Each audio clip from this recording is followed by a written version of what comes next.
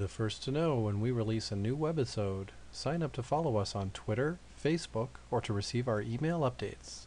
See details at www.hivtalkshow.com. Is there a difference in cultures? Do different cultures take things differently in HIV, and does it come to them in different ways and come to y'all in different ways? Oh, definitely. Well, the mission of Positive Impact is to provide culturally competent mental health and prevention services to people affected by HIV and AIDS. So then you get into the different demographics as it relates to the disease. And I think there are certain unique factors about different kinds of people that you have to be aware of when treating the disease as well. And I'm sure, Kevin, you might encounter that in testing. Here recently, monthly I take all of the data from the clients that come in and get tested, and I analyze it. And in the past couple of months, I've noticed a change in the demographics of people that come in. And what I've been seeing lately is a bunch of black gay males between the age of 17 and 24 that are now testing positive for HIV. Whereas previously it was maybe 21 through 24, and then there was a gap, and then it started at 33 to 44. So now I'm seeing a little shift. So it's our youth that is coming on your radar. Yes. Those still groups, the older groups are still there, but we're getting more and more young people. More and more young people. Yes. So we really need to be focusing, and this is kind of what this show's about. The young is using the internet, so that's what hopefully they'll find us, Joe, and get tested and learn prevention at the same time. So, and I think the interventions that we use with different populations, sometimes they're slightly different based on that demographic and culturally what they're experiencing, or how they might relate to the larger population and how the larger population responds to them. So I think as an agency we try and keep that at the forefront of our services, that every person is unique, and dealing with the disease, they're dealing with unique factors as well. Whether you're a female, African American, white, male, you're going to have certain unique factors that may contribute to you getting care or not receiving care, or using certain prevention methods, getting counseling, etc.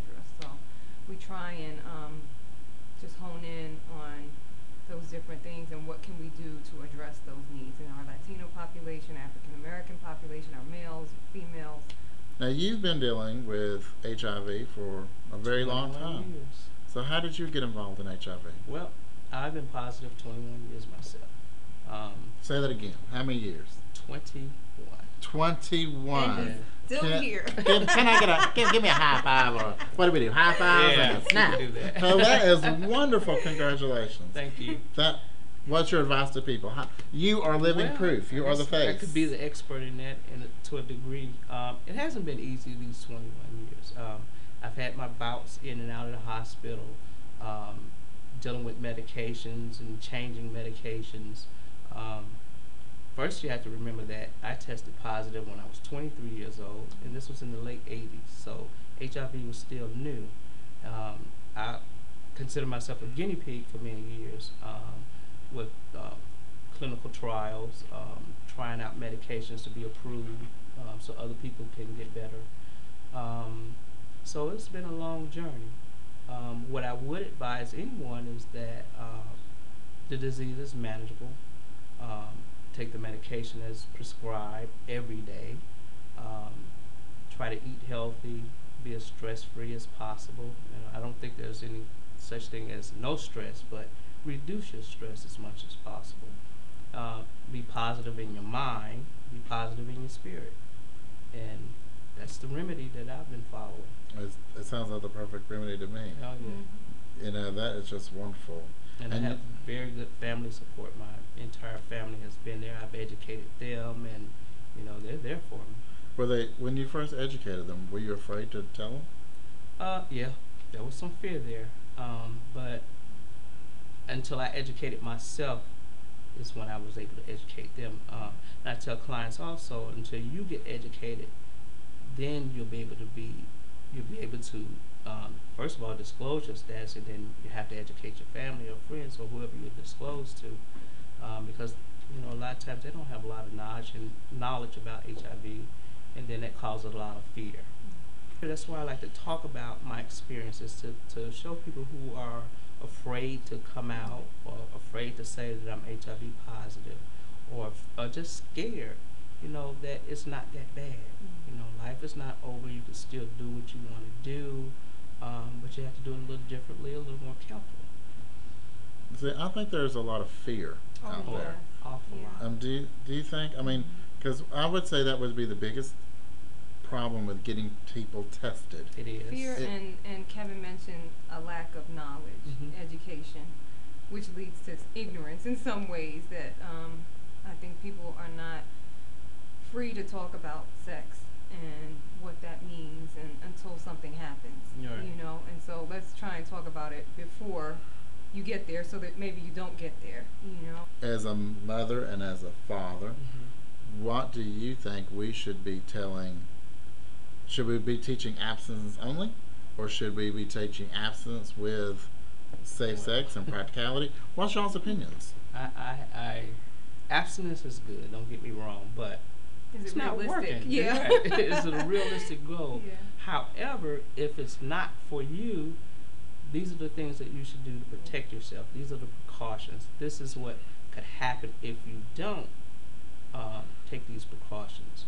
I had a conversation with a group of guys, a group of people not too long ago, and we talked about at what age was sex talked about in your household, and I'm like, it wasn't. The only thing my mother told me was not to make her. No, hers was, don't make me a grandmother before her time. Right, yeah. Well, what the hell does that mean? And for the women, it's just don't do it. Right. So, I mean, I don't think there is a age that's too young to start talking about sex with your children. I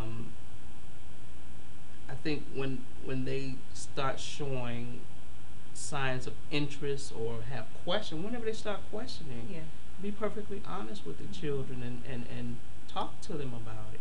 Bring home the condom so they'll know what it looks like. Talk about birth control. Talk about HIV. I think that's one of the main problems, especially in the African American community, is that we don't talk about it at an early age.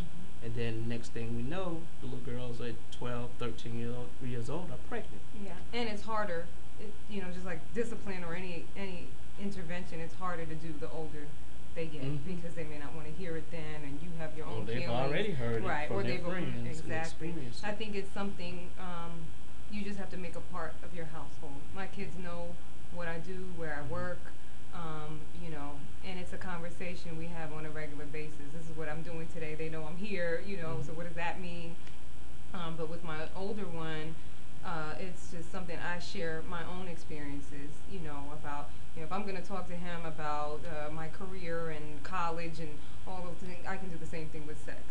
This is what happened to me, this is how I got pregnant, this is when I got married. You just have to be open about those things. That's my philosophy, and every parent doesn't choose to follow that. But he has even said, I'm going to actually wait until I get married. How long that will last, is up to him, but he knows where the condoms are. And if he needs one, he knows, that he can protect himself, how to put one on. I think it's important to just make that a regular part of your conversation with your kids.